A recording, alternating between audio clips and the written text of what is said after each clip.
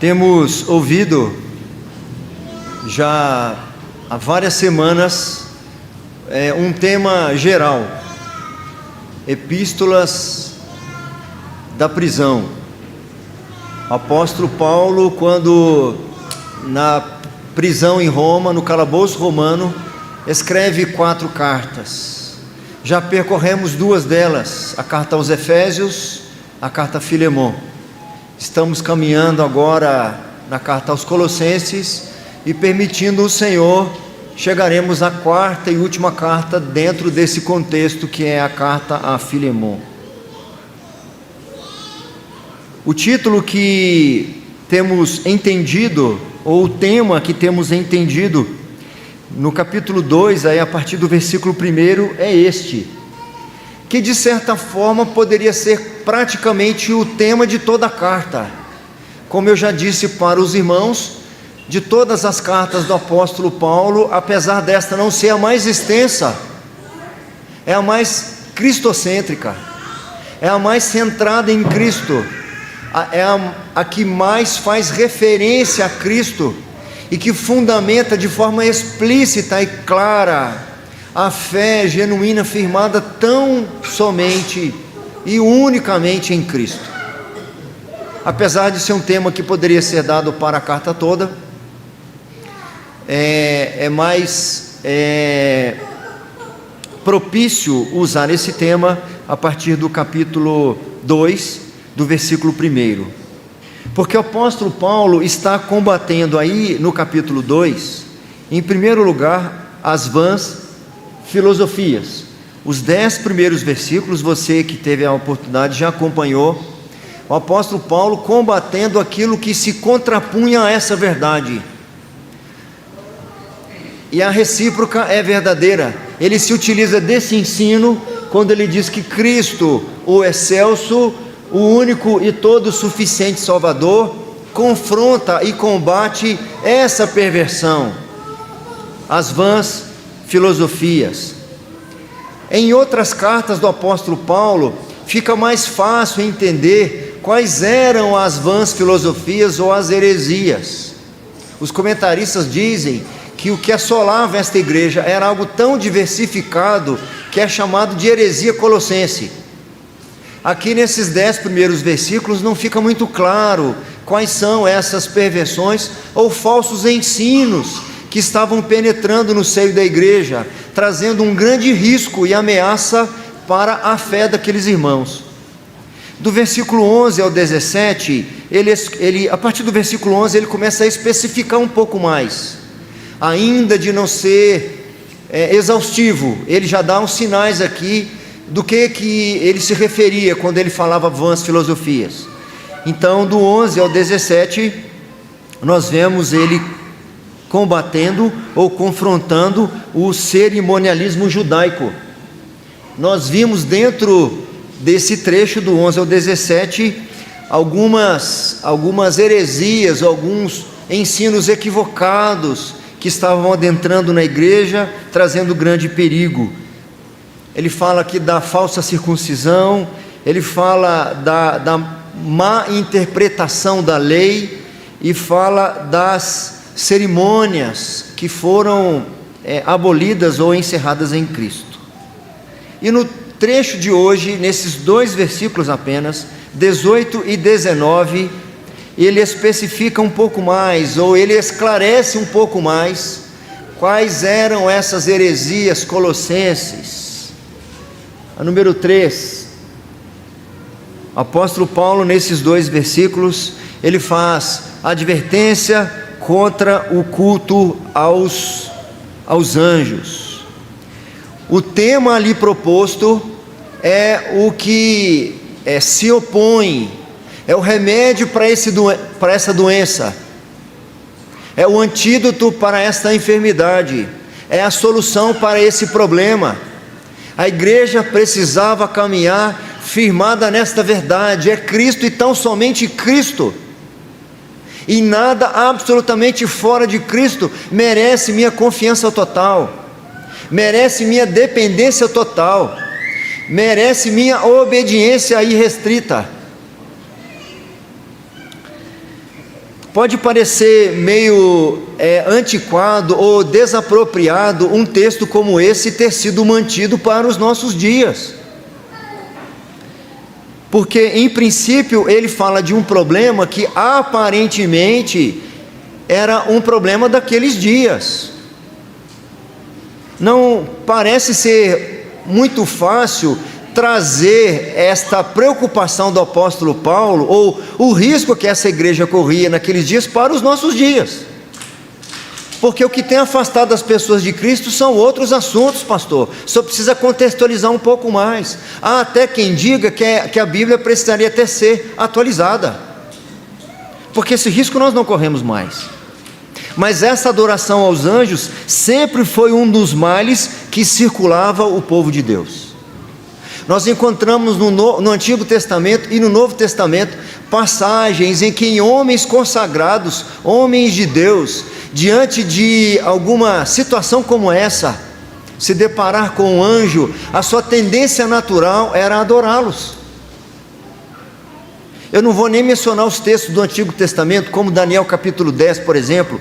Eu vou citar apenas 2 textos do Novo Testamento, e os 2 em Apocalipse, em que o apóstolo João relata o seu próprio equívoco, o seu próprio erro. Ele, tão próximo de Cristo, tão firmado em Cristo, ele incorreu nesse erro. Ele registra para nós: então me falou o anjo, escreve, bem-aventurados aqueles que são chamados à ceia das bodas do Cordeiro, e acrescentou: são estas as verdadeiras palavras de Deus. Prostrei-me ante os seus pés para adorá-lo. Ele, porém, me disse: vê, não faças isso, sou conservo teu e dos teus irmãos que mantêm o testemunho de Jesus. Adora a Deus, pois o testemunho de Jesus é o espírito da profecia. Adore a Deus, não a mim. O mesmo apóstolo João, para quem gosta de anotar, esse texto que eu li agora é de Apocalipse 19, 9 e 10.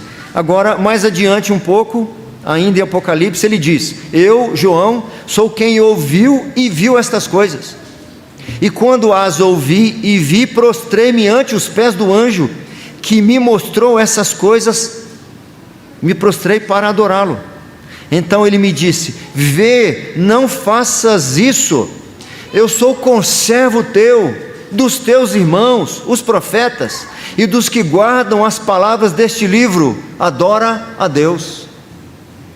Se até João se prostrou diante do anjo, incorrendo nesse erro, quanto mais os nossos irmãos em Colossos corriam o risco de seguirem aqueles que diziam ter visto anjos. Mas o princípio fica para nós. Talvez o nosso risco não seja nos prostrar para anjos ou adorá-los. Talvez nós adoremos muito menos do que anjos. Nós corremos o risco de adorar até homens, adorar pessoas e adorar coisas. Esse é um risco que não só permeou o contexto da igreja de Colossos. Uma rápida olhada no início da era cristã, da igreja cristã, nós encontramos pais da igreja falando do risco que aquelas igrejas estavam correndo por causa disso. Em 363, o sínodo lá em Laodiceia, que é uma cidade muito próxima aqui de Colossos, tem na introdução de uma das suas declarações o seguinte: não é correto para os cristãos abandonarem a igreja de Deus e irem invocar anjos. Nós temos um outro pai da igreja dizendo: a doença denunciada por Paulo continuou por longo tempo na Frígia e na Psídia. Irineu, que ele próprio era dessa região aqui, da Ásia Menor, ele em torno do ano 180 mais ou menos, ele diz: nem a igreja realiza qualquer coisa por meio da invocação dos anjos, ou por encantamentos, ou por qualquer outra curiosa arte maligna, mas dirige suas orações ao Senhor, que fez todas as coisas. E mais adiante ele diz: invocando o nome do nosso Senhor Jesus Cristo, ela está, a igreja, habituada a realizar milagres para o bem da humanidade, e não para conduzir os homens ao erro. É sabido que Miguel, o líder das hostes angelicais, era largamente adorado na Ásia Menor, e estes cultos continuou por séculos. Paulo aqui está indignado.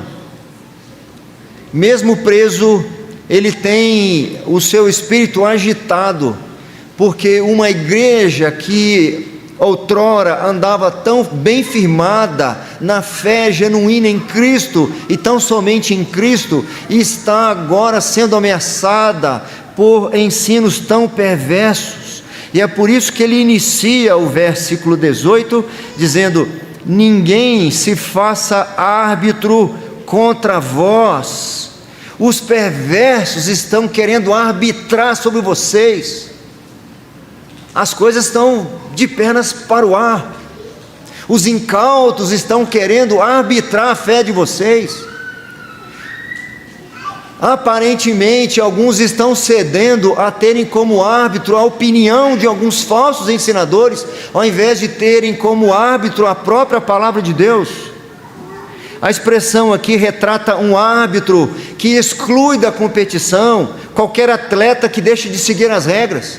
É como se esses falsos mestres, esses perversos ensinadores, estivessem apresentando critérios que, uma vez não obedecidos, impediria aqueles crentes de chegarem ao pleno prêmio ficou meio complicado para eu dizer, ao pleno prêmio da soberana vocação de Deus em Cristo Jesus. É como se eles estivessem na condição de arbitrar quem vai chegar e quem não vai chegar, se utilizando de premissas completamente indevidas e inadequadas. Os colossenses não deviam permitir que qualquer falso mestre negasse a realidade da salvação deles. Ora bolas, ele vos libertou do império das trevas e os transferiu para o reino do Filho do seu amor, e vocês agora estão se sentindo ameaçados por causa de premissas de homens que estão querendo impedir vocês de usufruírem de um privilégio conquistado na cruz. Então, ainda que não adoremos anjos nos nossos dias, ainda que não tenhamos o risco de nossa fé ser corrompida por adorarmos anjos, mas nós corremos os mesmos riscos, de alguma forma ou de outra, negligenciar a minha segurança em Cristo. Compartilhei com um grupo de estudo ali agora, que vinha orando, e vez ou outra a gente menciona alguns exemplos pessoais, vinha orando no caminho da igreja e falando: Senhor, que responsabilidade é essa que o Senhor me deu? Que peso é esse de falar das tuas coisas? Que responsabilidade, não só falar contigo, mas falar do Senhor. Um sentimento de inadequação me invadiu na hora da oração, como acontece tantas outras vezes. Apesar de fazer isso há 26 ou 27 anos, o sentimento de inadequação continua o mesmo. Eu ainda acho que eu não sei se eu vou vencer o próximo ano fazendo isso. Quando eu vejo um pastor de cabeça branca que venceu o seu tempo de ministério, eu olho para ele com um sentimento de gratidão a Deus, porque mostra que é possível completar essa obra. É possível percorrer até os 70 anos de idade cumprindo o ministério. E aí, quando eu fui orando ao Senhor, foi interessante que à medida que eu fui falando com o Senhor, Ele foi me dando uma orientação maravilhosa. Porque eu falei assim: Senhor, como eu poderia falar da graça do Senhor? Coisa tão maravilhosa e preciosa, sendo tão pecador como eu sou. E a minha própria fala foi usada pelo Senhor para me orientar. Quem poderia falar da graça senão pecadores perversos e pervertidos?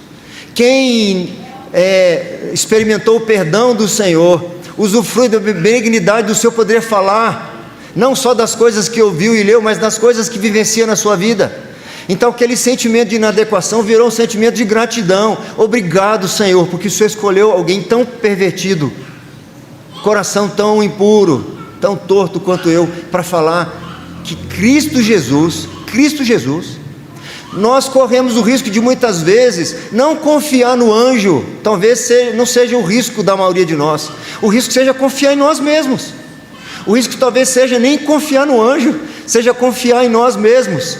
E quando estamos bem na fita, ou pelo menos na nossa perspectiva, a gente se sente com muita autoridade para poder falar com o Senhor ou falar do Senhor. Mas quando incorremos em erros, quem somos nós para falar com o Senhor? Quem somos nós para estar na casa do Senhor? Quem somos nós? Quem somos nós? Somos aqueles dos quais Cristo cravou na cruz a condenação que pesava sobre nós. E é por causa dele que estamos aqui. E é por causa dele que estou falando. Então os colossenses não deviam permitir que qualquer falso mestre negasse a realidade da salvação deles. Paulo continua agora decifrando o fundamento da heresia deles. Então aqui eu vou destacar alguns possíveis fundamentos daquilo que se baseava a heresia deles. Por que eles ensinavam isso? E por que eles conseguiam adeptos? Primeiro, falsa humildade. Paulo diz assim: pretextando humildade e culto dos anjos, baseando-se em visões, enfatuado, sem motivo algum na sua mente carnal. Os falsos mestres, geralmente, eles demonstravam uma humildade que encorajava os outros a seguirem. Quando diz aí, pretextando humildade, é porque não era uma humildade verdadeira, era um pretexto de humildade, e aquela aparente humildade deles cativava as pessoas, porque eles não ensinavam nervosos, bravos.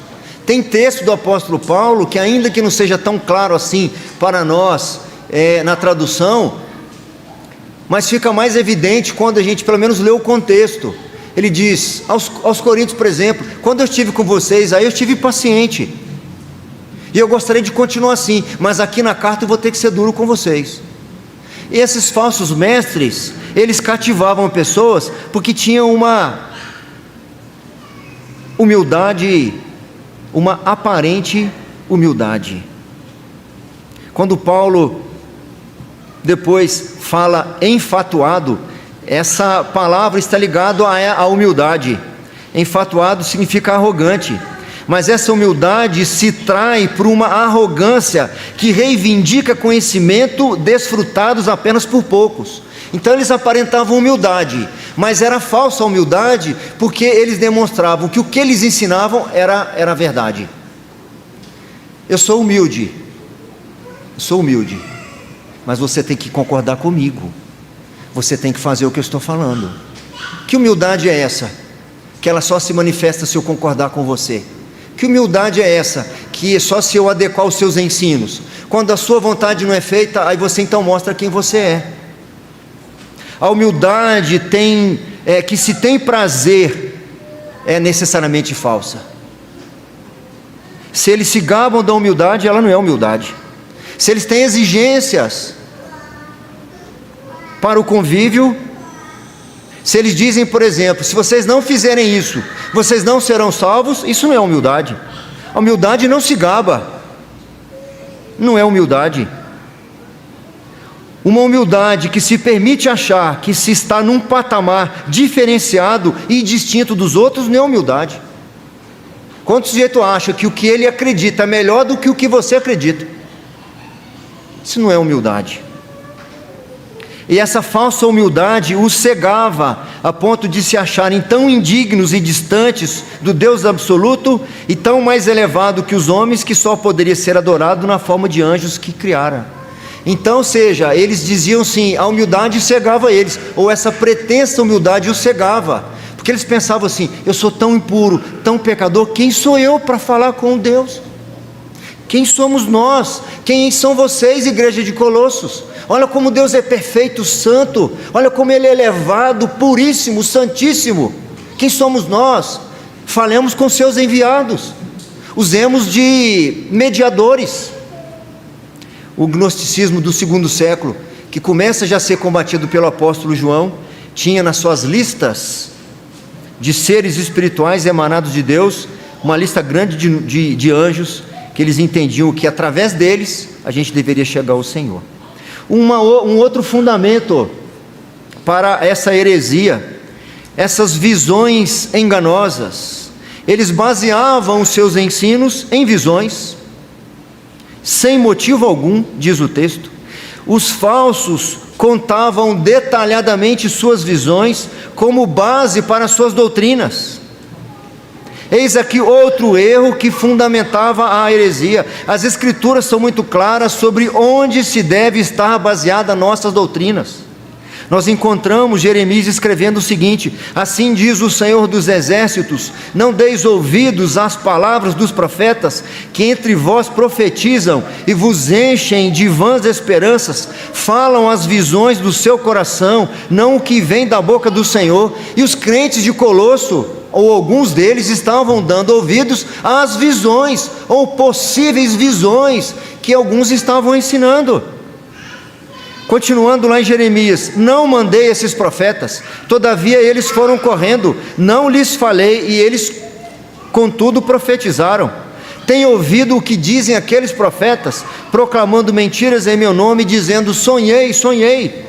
Até quando sucederá isso no coração dos profetas, que proclamam mentiras, que proclamam só o engano do próprio coração, os quais cuidam em fazer que o meu povo se esqueça do meu nome pelos seus sonhos, que cada um conta ao seu companheiro, assim como seus pais se esqueceram do meu nome por causa de Baal? O profeta que tem sonho, conte-o como apenas sonho, mas aquele em quem está a minha palavra, fale a minha palavra com verdade, que tem a palha com o trigo, diz o Senhor.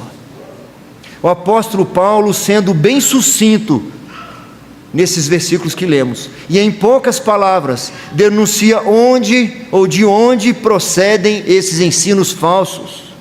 Além da falsa humildade, procedia das visões enganosas. Ele apresenta agora mais um fundamento para essas heresias: mente carnal. Ninguém, pois, vos julgue por causa... Ninguém se faça árbitro contra vós outros, pretextando humildade e culto dos anjos, baseando-se em visões. Ele continua: enfatuado sem motivo algum na sua mente carnal. Os cristãos autênticos e confiáveis, ainda que de maneira gradativa, paulatinamente, sofrem transformação que lhes permite ver as coisas de um ângulo que eles não viam antes. Ainda que não tenham total percepção disso, outras pessoas conseguem ver que tem havido uma mudança, uma transformação em você. Não é possível ser um cristão autêntico e genuíno e não ter experimentado nenhum pouquinho de transformação da sua mente. Ainda que aconteça de forma gradativa, ainda que você mesmo não consiga perceber, isso é premissa. É preciso observar na vida da pessoa crente, durante a sua caminhada, alguma mudança da sua mente.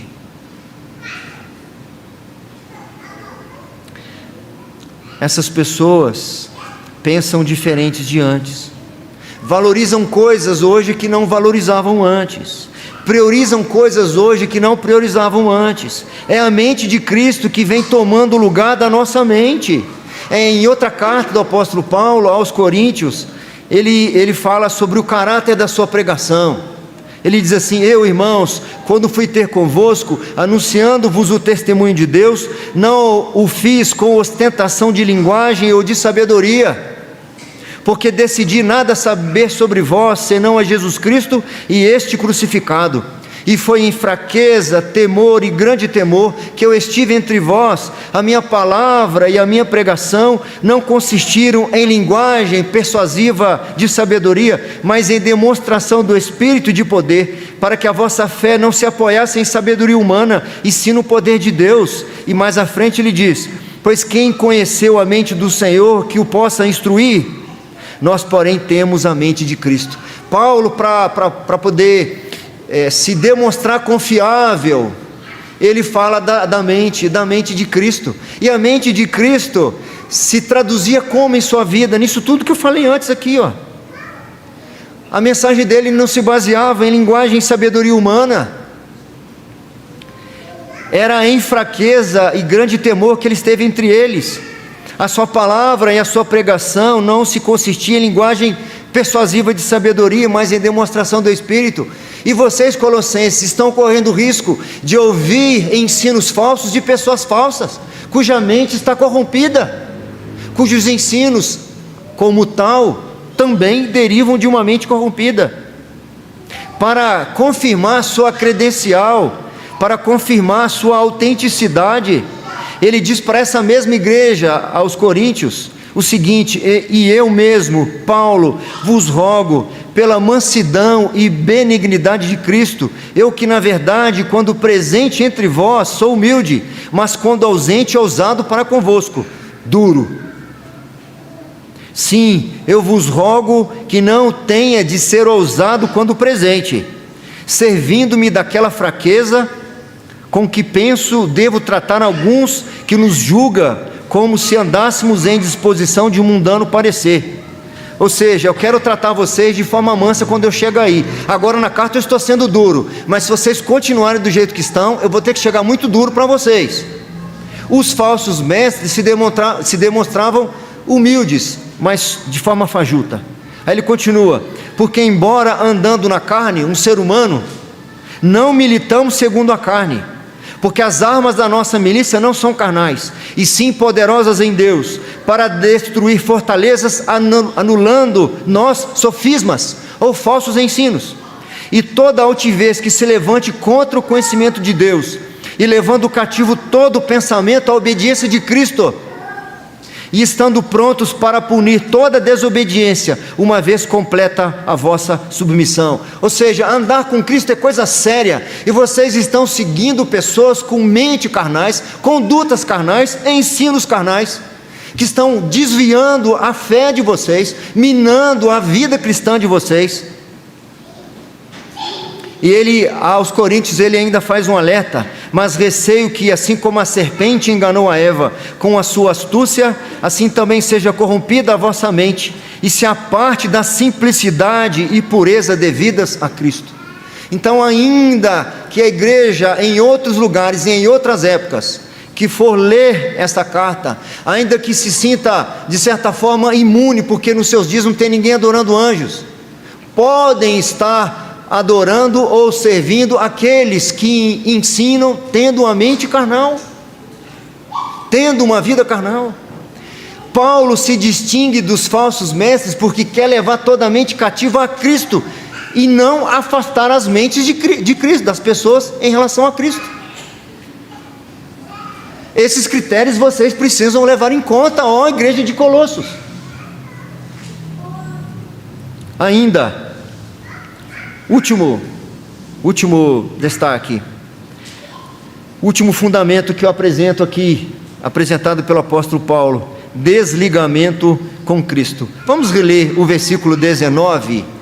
Esse tempo todo eu fiquei só no 18, mas o 19 agora, ele apresenta um argumento, e o restante dele é, de certa forma, a conclusão, certo? Ou na realidade, o 19 inteiro, ele é, de certa forma, uma base para todos os outros. Vamos reler o 19, por favor. E não retendo a cabeça, da qual todo o corpo, suprindo e bem vinculado por suas juntas e ligamentos, cresce o crescimento que procede de Deus. Trata-se de alguém que não está unido à cabeça com C maiúsculo. Nessa tradução não fica claro para nós isso. Esse é um versículo que nós encontramos traduções melhores do que essa. A NVI, por exemplo, traz um versículo aqui mais apropriado. Eu li várias versões hoje, e se não tivesse um conhecimento um pouquinho a mais nesse aspecto, ia pensar que cabeça aqui no versículo 19 é dessas pessoas, porque ele termina o 19 Desculpa, ele termina o 18 dizendo: na sua mente carnal, e não retendo a cabeça. Poderia parecer que ele está se referindo aos mesmos falsos mestres. Olha a tradução da NVI, por exemplo, no versículo 19: trata-se de alguém que não está unido à cabeça, a partir da qual todo o corpo, sustentado e unido por seus ligamentos e juntas, afeta o crescimento dado por Deus. Esses falsos mestres não estavam ligados à cabeça, que é Cristo, e estavam fazendo seguidores na igreja de Cristo. O ensino aqui, ou o falso ensino, era em relação a adorar anjos, mas poderia ser qualquer outra coisa.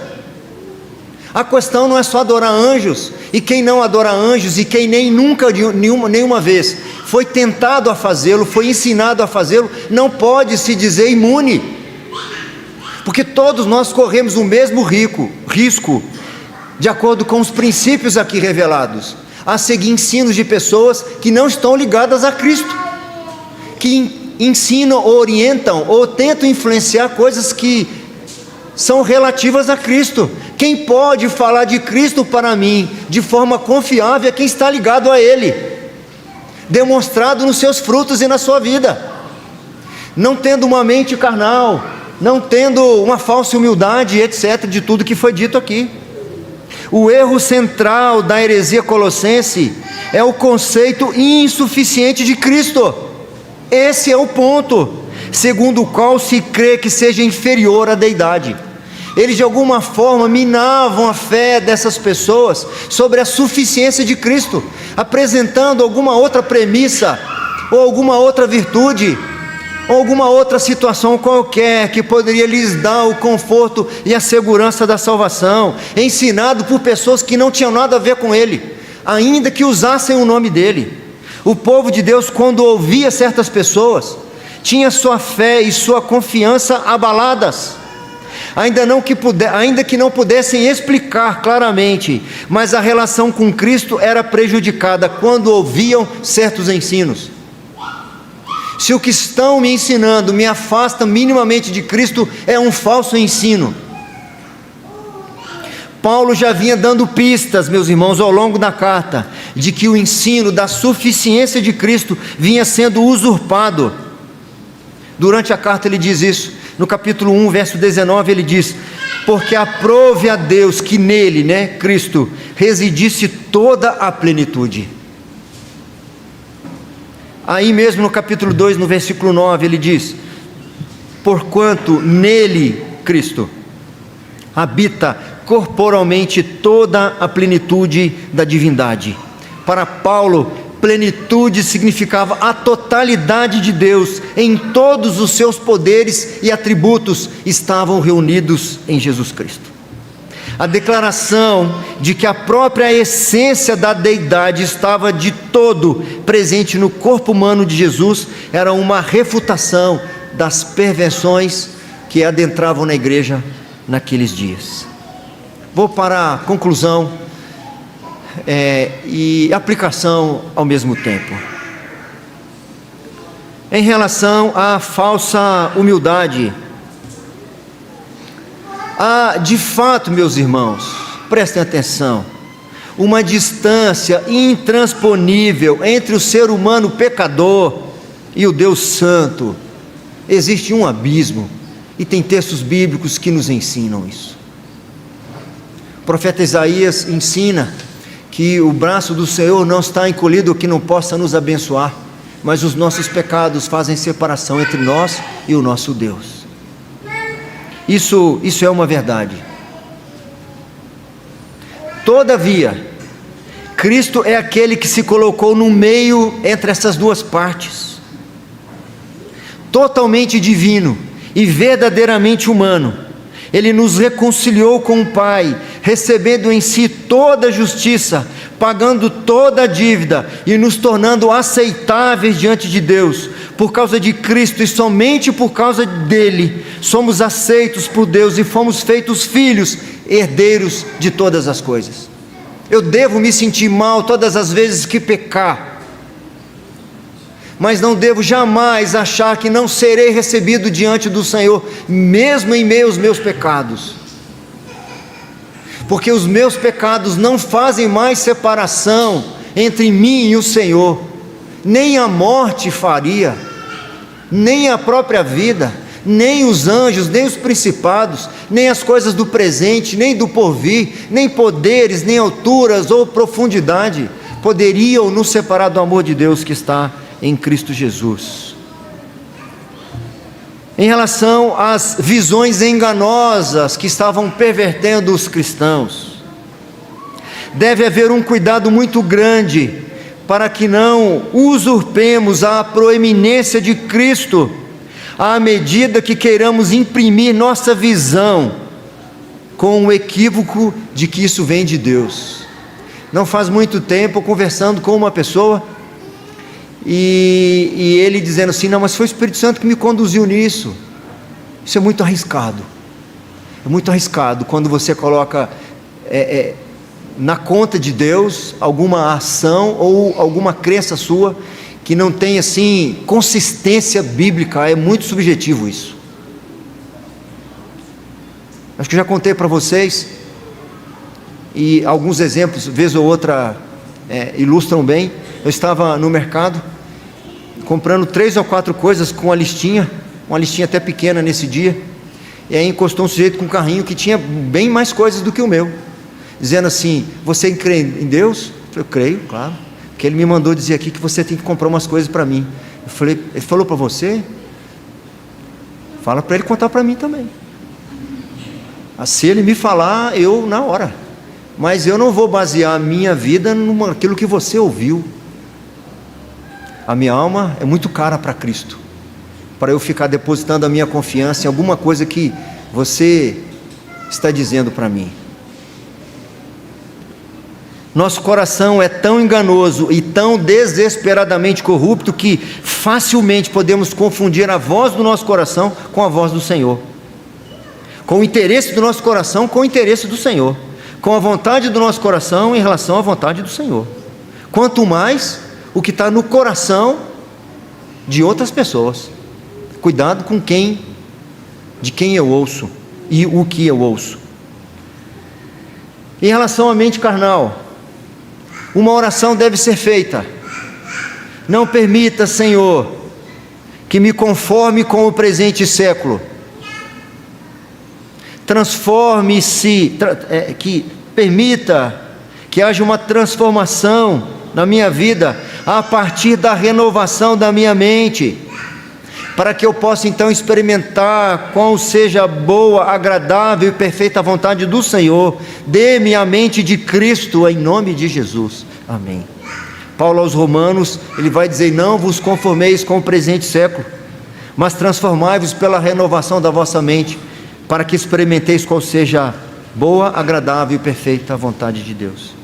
Em relação ao desligamento com Cristo, essas pessoas estavam separadas de Cristo e querendo falar sobre Cristo. A palavra de Deus é que deve fundamentar tudo o que se crê e tudo o que se deve praticar. O capítulo 1 da Confissão de Fé de Westminster, lá no parágrafo 10, diz assim para nós: o juiz supremo, pelo qual todas as controvérsias religiosas têm de ser determinadas e por quem serão examinadas todos os decretos de concílios, todas as opiniões dos antigos escritores, todas as doutrinas de homens e opiniões particulares, o juiz supremo, em cuja sentença nos devemos firmar, não pode ser outro senão o Espírito Santo falando na Escritura.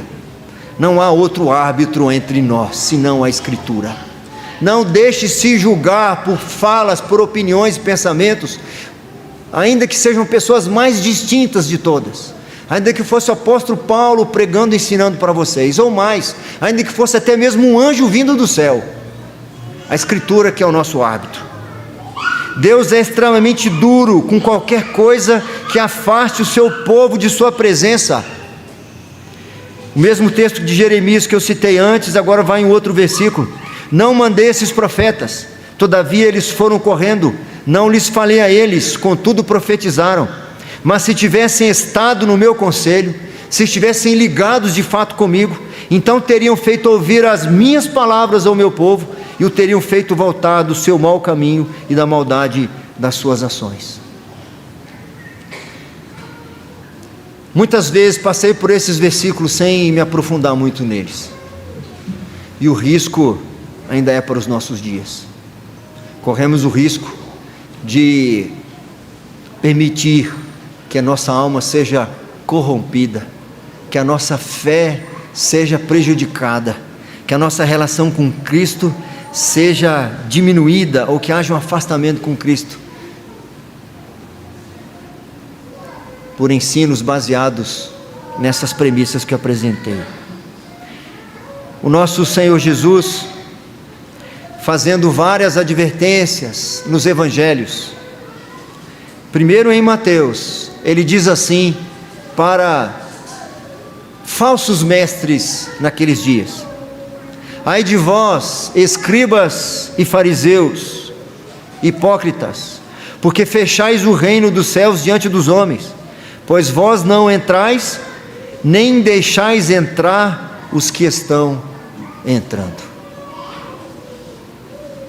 E finalizando no Evangelho de Marcos, ainda para os falsos ensinadores, ele diz: e quem fizer tropeçar a um destes pequeninos crentes, melhor lhe fora que se lhe pendurasse ao pescoço uma grande pedra de moinho e fosse lançado ao mar. Ainda que não sejam a anjos, nosso coração anseia a ser devoto de qualquer coisa, e qualquer coisa que me afaste dessa verdade, que Cristo, e tão somente Cristo, é o excelso, o único e todo suficiente Salvador, deve ser rejeitada. Qualquer coisa que diminua minha relação com Cristo, que perturbe a minha consciência bíblica dos ensinos do Senhor, deve ser refutada. Que o Senhor tenha misericórdia de nós, como teve na igreja de Colossos, dando-lhes a chance de serem ensinados, admoestados e corrigidos. Que Deus nos abençoe.